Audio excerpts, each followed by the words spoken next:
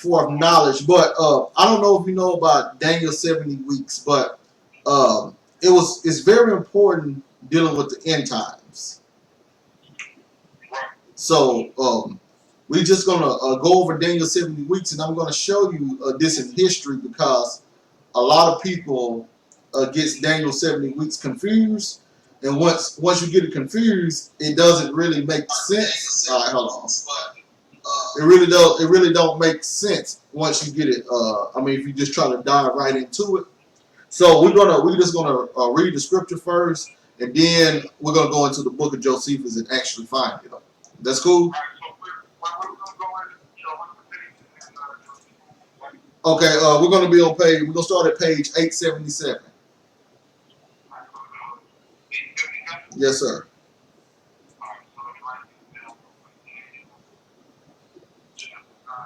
We're gonna read Daniel 9. Hold on. Yes, sir. Daniel 70 weeks.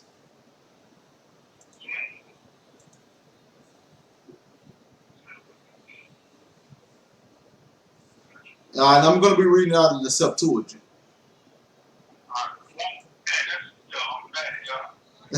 What? We're going to be on page 877.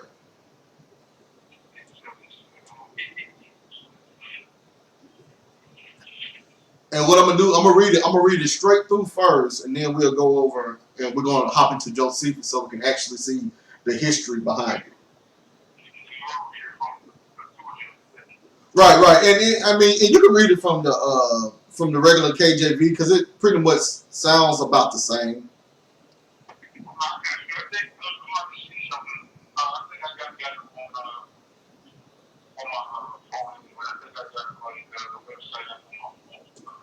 I bet. So we're gonna start at. Yes, sir. Of Daniel 9, and we're gonna start at verse 24.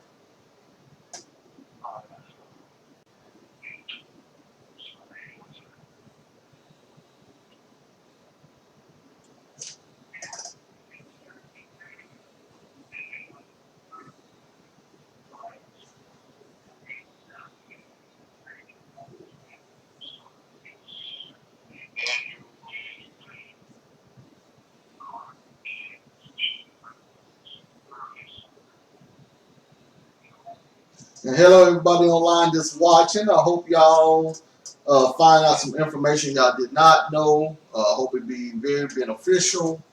We're just going to go over Daniel 9, the 70 weeks, just to show y'all the history behind it.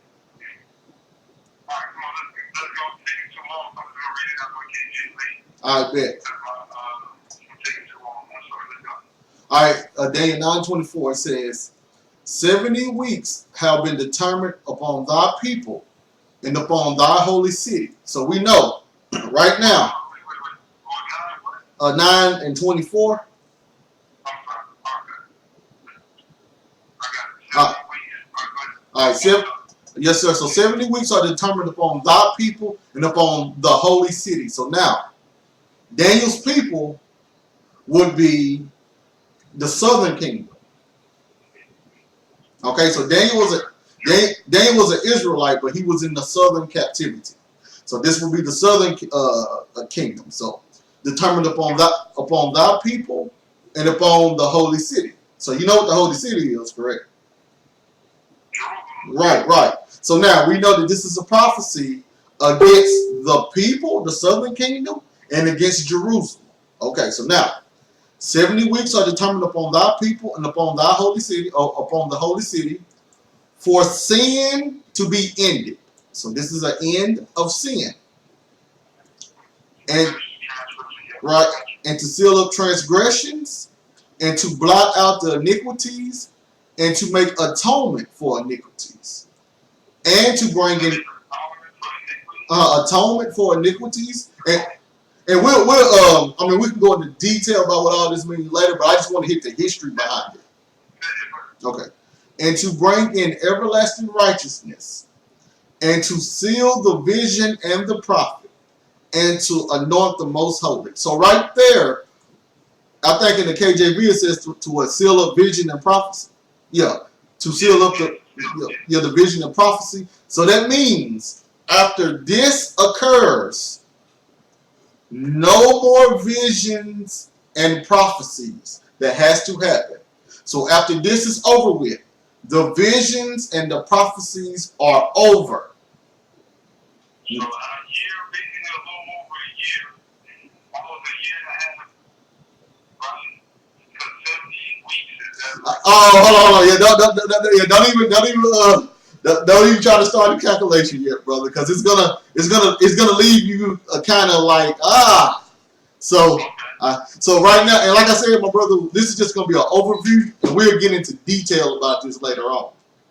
But I'm showing you that this is what they knew in the first century. So we got to understand, Daniel was about 600 years before Christ. So this is the prophecy that they would have known about during the time of Christ. So to seal up the vision and the prophet, and to anoint the most holy.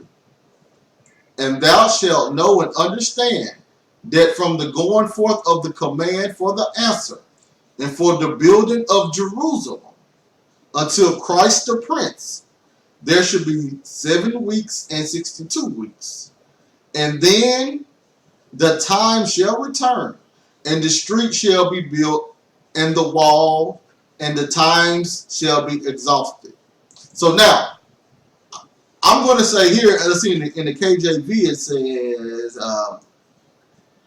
unto Messiah the Prince shall be 7 weeks and 62 weeks. I'm going to say that this right here is dealing with. Let me make sure I'm getting this right. Yeah, I'm gonna say that this right here is not dealing with Christ. You know, Messiah really means anointed one. So now, and Christ really means anointed one. So I'm gonna say that this right here is not dealing with Christ per se. And you're going to see why in just a minute. And it says, and after the 62 weeks, the anointed one shall be destroyed, and there is no judgment in him. So we are on the 69th week right here, because it's only 70 weeks. So in the 69th week, the anointed one shall be destroyed. And he, look what it says, and he shall destroy the city and the sanctuary with the prince that is coming. So we have the city and the sanctuary being destroyed with another prince. So we got one prince using another prince to destroy the city and the sanctuary. They shall be cut off with the flood, and to the end of the war, which is rapidly completed, he shall appoint the city to desolations. So what do we see is going on right here?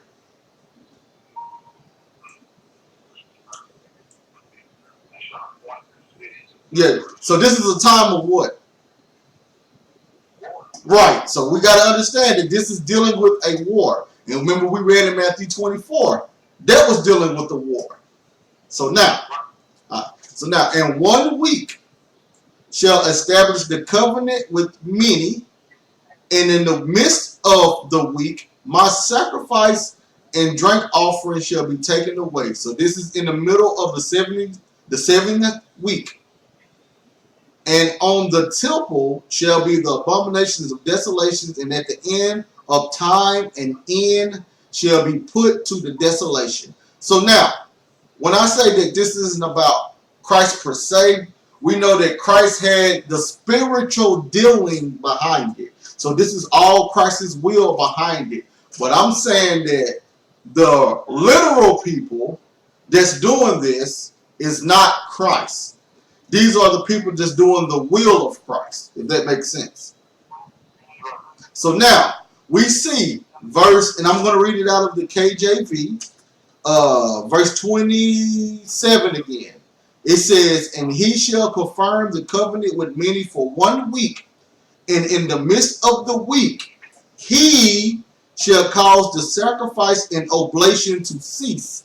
So in the middle of the 70th week, that will be the end of the sacrifice. The sacrificial system stopped in the middle of the 70th week. So do you see that?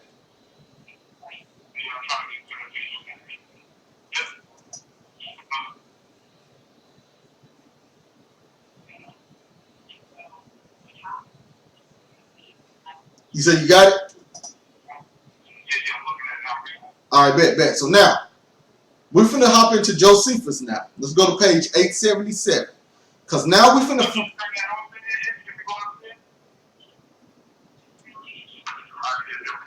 All right, because we're finna find this, the midst of the last week, the sacrifice and the drink offering shall be taken away. So we're finna find when this happened in history.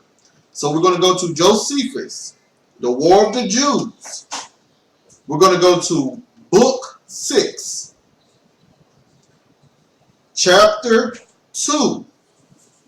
It says how Titus gave orders to demolish the tower of Antonia and then persuaded Josephus to exhort the Jews again and to surrender. So now, let's read what's going on. I'm going to start at 1. And now Titus, now I'm going to read off my PDF, so I don't know if our book read different, but for the audience, they see the PDF, so I'm going to read it off the PDF. It says, and now Titus, and we know Titus was a Roman general, so this is during the Roman Empire. So this is 1st century.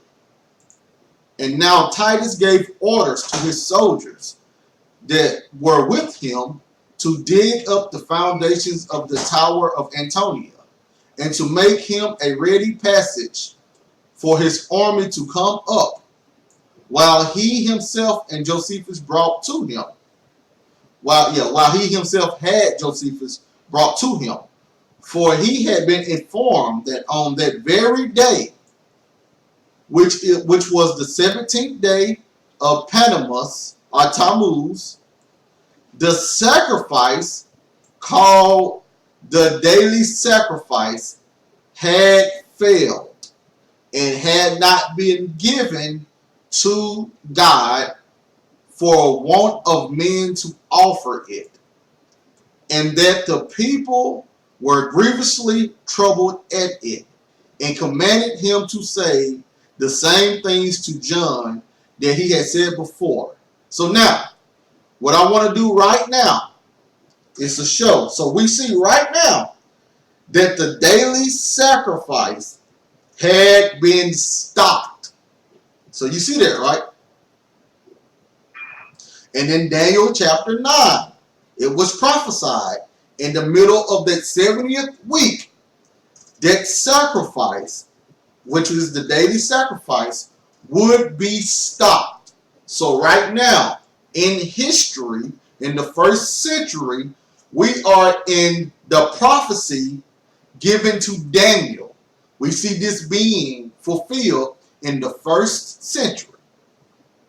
So now, we're going to keep reading. Let's see if we can find anything else. That he had made any malicious inclination for fighting. Let me see if I can find what it says. Okay, I'm going to keep reading, right? That he might come out with as many of his men as he pleased in order to fight, without the danger of destroying either his city or temple, but that he desired he would not defile the temple, nor thereby offend against God, that he might, if he pleased, offer the sacrifices which were now discontinued by any of the Jews whom he should pitch upon it. Upon this Josephus stood in such a place where he might be heard, not only by John, but by many more. And then he declared to them what Caesar had given him in charge, and this in the Hebrew language. So he earnestly prayed to them to spare their own city and to prevent that fire which was just ready to seize upon the temple, and to offer their usual sacrifices to God therein. So now we see that.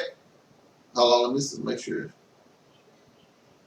I want to see he still receive our rich thou art, because everlasting worship. Okay, so what I'm trying to get here is to show you that it was the Jews who stopped their own sacrifices. So, once again, it wasn't the Roman army.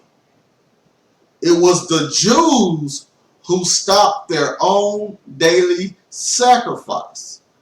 And Caesar was trying to get them to continue the sacrifices, but at this point, it was a time of warfare, so the Jews wasn't worried about pleasing the Most High. They was worried about war, worried about fighting.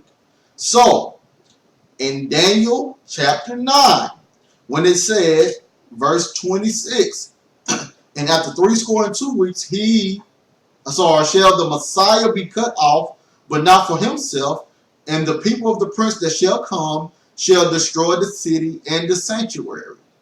And at the end thereof shall be with the flood, and unto the end of the war desolations are determined.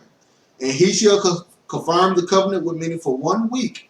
And in the midst of the week he shall cause the sacrifice and oblation to cease. So we see this he has to be a Jew, because the Jews themselves are the ones who stopped the sacrifices. So, are you following me? Okay, bet. Now,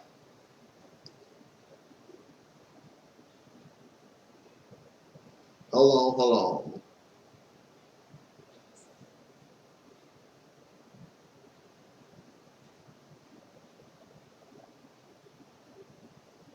All right, so you see go to page 878, and you'll see around line 109.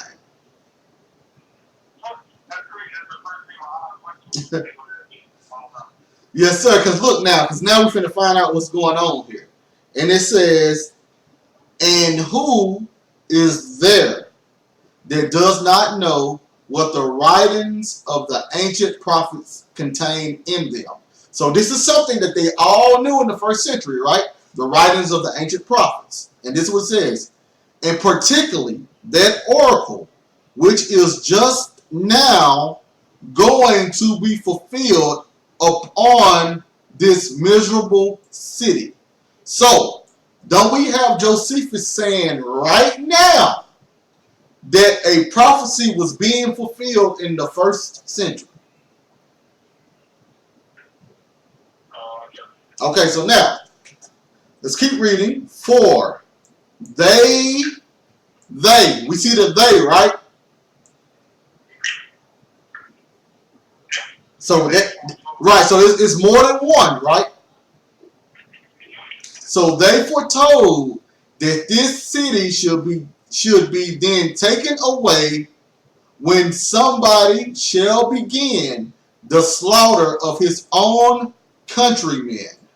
So what he's saying is, this is something that many prophets said, that the city was going to be taken when the Jews start slaughtering their own kin people. You remember Christ told them in Matthew 24, for nation should rise against nation and kingdom against kingdom. And then he said, the love of many shall wax, I forgot what he said, but it should stop, in other words. And I don't want to have to run there and see it, but in other words, iniquity was going to abound and the love of many was going to wax old. Huh? Oh, I'm sorry. Can you hear me? Okay, sorry about that. My bad. But in other words, this is fulfilling the prophet. Are you talking to me? No. Okay, sorry. So now I'm gonna keep reading, and it says, "And are not both the city and the entire temple now full of dead bodies of your countrymen? Is it God? Therefore, it is God Himself who was bringing on this fire to purge that city and temple by means of the Romans." So who was going to do it? But who was he using? Okay, so once we read in Daniel chapter 9 again, Daniel chapter 9, it says, "And the people of the prince that shall come shall destroy the city and the sanctuary." So, who was this people of the prince? Right, it was the Romans. See, the important part of Daniel's 70 weeks is because the end of all prophecy ends with Daniel 70 weeks. After Daniel 70 weeks, there is no more prophecy. The prophecy is sealed. The Bible is completed. So according to Josephus, this is being fulfilled during his time period. So we can't throw it into our time period because this is being fulfilled in his time period. But now, I want to keep reading, and it says, "And is going to pluck up this city, which is full of your pollutions." So this tells you right now that the whole entire Jerusalem was going to be destroyed, right? So now, in Daniel 9, I want you to see another thing. Because you remember Christ said, once you see the abomination of desolation that Daniel spoke of, standing where it should not be, right? And now in Daniel 9 and 27, it says, "And for the overspreading of abominations." And in Daniel 9:27 of the Septuagint, it says, "And on the temple shall be the abomination of desolations." See, Christ had access to the Greek. So that's why in the Greek it says abomination of desolations, just as Christ quoted. But in the Hebrew, it says for the overspreading of abomination. So this is why they read different. So if you want to have a closer rendering to where the disciples and Christ was quoting from, we got to use the Septuagint. But regardless, let's look at this. Let's find this abomination of desolation in history also. Can you go to page 891?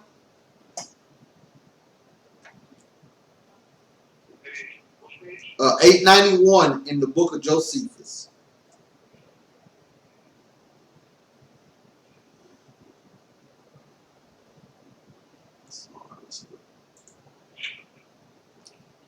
War of the Jews.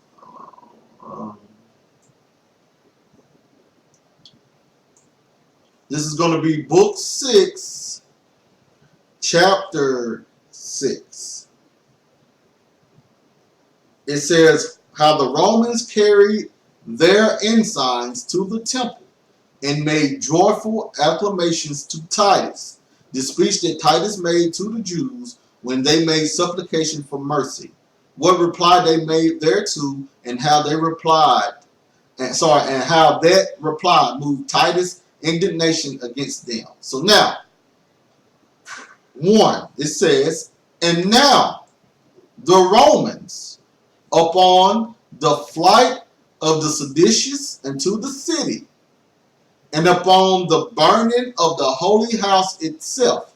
So now you see in Daniel 9:24, 70 weeks are determined upon thy people and upon thy holy city to make an end of all things. In other words, that's what it's saying. So now we have the holy house burning and we have the city being destroyed. But now let's see what happens. And of all the buildings round about it, brought their ensigns to the temple and set them all over against its eastern gate. And there did they offer sacrifices to them. And there did they make Titus imperator with the greatest acclamations of joy. So now you have the Romans bringing in their ensigns or their idols or their their uh, symbolic things that they use to represent like the eagle and all of that stuff. But they brought them inside of the temple and they start sacrificing in the temple while everything was burning. While it was burning, this is all the stuff that they had going on. So now we can literally see an abomination of desolation being set up in the temple by the Romans.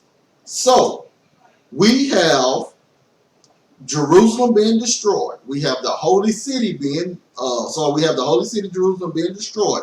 We have the temple being destroyed. We have the abomination of desolation set up. We have the weekly sacrifices stopping or the daily sacrifices stopping. So we have every element in order for Daniel's 70 weeks to be fulfilled occurring in the first century under the Roman Empire. So I'm here to say, once again, we can't take the Bible past the last destruction. So now, inside of this destruction, of course, you have the curse of the law of Moses. Because now you have them being plucked up from the city. You have them being taken captive. And all of the things, that was supposed to say, what was said to happen in the law of Moses with the curses. There was their animals, their livestock was being taken from them and all that stuff. But I'm just showing once again we can find this stuff inside of history, all these fulfillments. So this is just an overview of Daniel's 70 weeks. Now, next week, we should be back on the same page and path. Once again, this was my birthday weekend, so I had with Ricardo. But the Lord, he gives us a little time to at least do this stuff. So we can find a breakdown. And this is why I know in history, it's so vital. If you don't know history, you're going to be lost in the Bible and you're going to push everything into our future. And once you push things into our future, this is when the futurism comes in and the people have the doctrines which you hear today from our brothers and sisters because they don't understand the history behind what they're saying. They're pushing things past the point that is supposed to be pushed.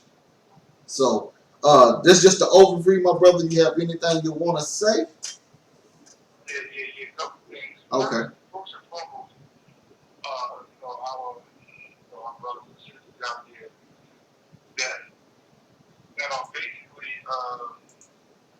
been doing this for 30 years, 40 years, and things of this nation. And I believe that they have to read this information. I know some of these people have to be great with the history and stuff like that and know things about the history. It wearies me to even, because I'm like, do they really don't know and didn't get it as far as they've been researching as good as they know the history? Or are they purposely not spreading the truth about the history for their own business?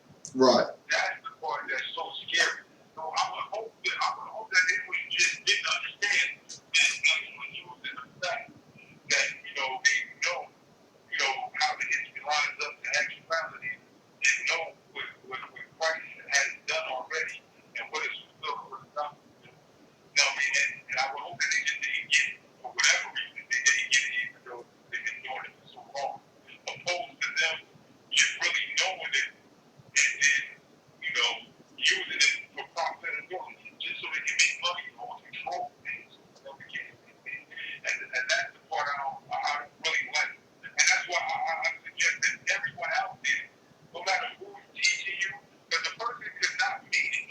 Right. But they're just teaching you something that they were taught without really going and get an understanding for themselves. They just took hold of someone else's understanding and mastered that person's understanding without actually going and researching and fact checking everything else out. And that's what I do. Like, the thing that you said, then I went back and I researched the best that I can myself and see if I can see otherwise. Right. I'm doing that right now. Looking at what we did, and that's what I do. And I expect everybody, well, actually, the most I hope everybody to that stand to go out there and research it for yourself. And not just being yes, because none of the prophets were yes. They only knew because of the truth. That's why they spoke against Christ sometimes until Christ could set them straight on what to do. You know what I mean? They said, Christ, you're not supposed to do that. And he's like, what? Yeah, we did that. You broke it down. And then they like, oh. You know what I mean? So, and it's really, you really got to make sense out of everything. That's my favorite point. You just got to make sense out of it. And not just follow what everyone man is saying. Because there's so many people out here that just follow what man is saying. And not what the scripture says. I see you debate with people all the time. Like, yo, you just, I'll be fooling with books. Right.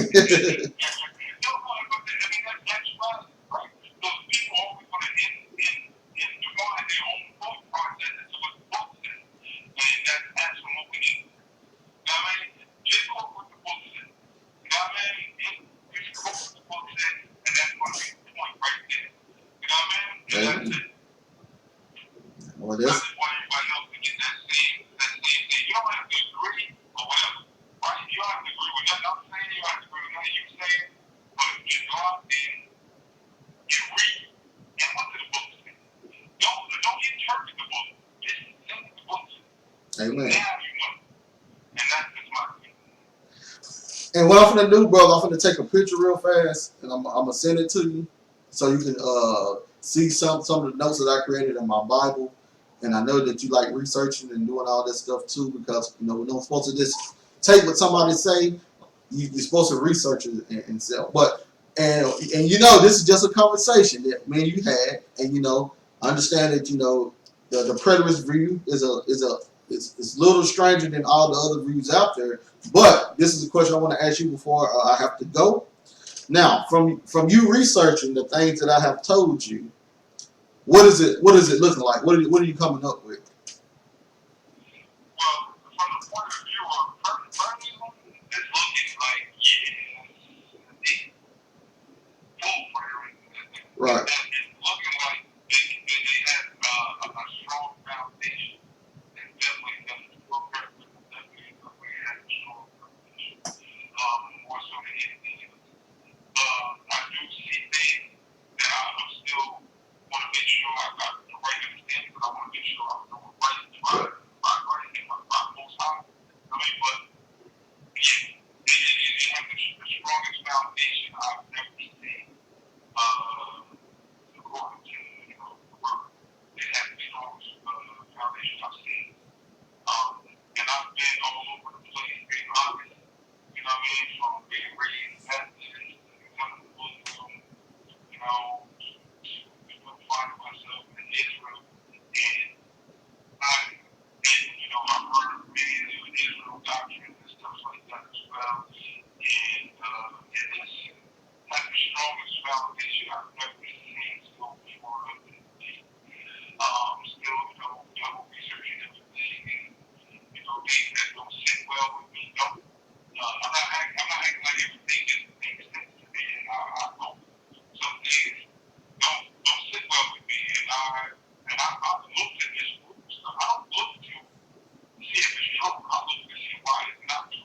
Right. That's what I do for anything. I don't want you to be offended, but that's what I do for anything. I look to, right now, this is not true, and that's what I go for. And because it's the truth we can stand. Right. Right. Amen. So this has the strongest. This so far has held us home the best out of anything I've ever seen. Amen, my brother. Well, hey, my brother. Once again, man, I love talking to you, man, and Hey, well, we're gonna keep this up and we're gonna keep pushing. Do you want to tell people about your league, or you just want to leave that off for something else? Nah, that's something else, man. Okay. It's about the work, man. It's. I'm on a different level on the middle back to this world. So improving a big in my family, you already know that. I got you. Hey, we all advertise each other business and stuff. So, and if y'all haven't, please subscribe to my YouTube channel, AOSD Chandler, stands for Assembly of Sound Doctrine Chandler. And this is brother Monster Boss. If y'all see him, holler at him. I mean, very intelligent brother, and we out here. We're trying to get this understanding the best that we can. So, thank y'all for listening. I'm ready to teach it. It's big. I'm out here ready to teach. I'm not ready yet. I'm not ready right now, but yeah, I'm ready. I'm ready to actually teach this. I mean, I believe in it that much where I want to put that best foot forward and it can be because some of y'all are crazy. I feel like with the little I know, if I can just remember the scripture, I'll make y'all feel sick. You won't get lucky out here because y'all don't make no common sense out here. Well, we gonna definitely touch him, my brother, and man, I'll be sharing this stuff on Facebook just because y'all don't know who he is or y'all want to add the brother. But hey, everybody, thank y'all for listening. I gotta go. Wifey is ready for me. We're supposed to be having a little meet up and watch a show at 8:30, so it's gonna be 8:30. Brother, once again, man, thanks for accepting my call, man, and the sitting down and discussing the word with me, man. Hey, well, yes, sir. Hey, have a blessed night, man, and tell your family, we all say, stay in shalom. Okay, then. All right, bye.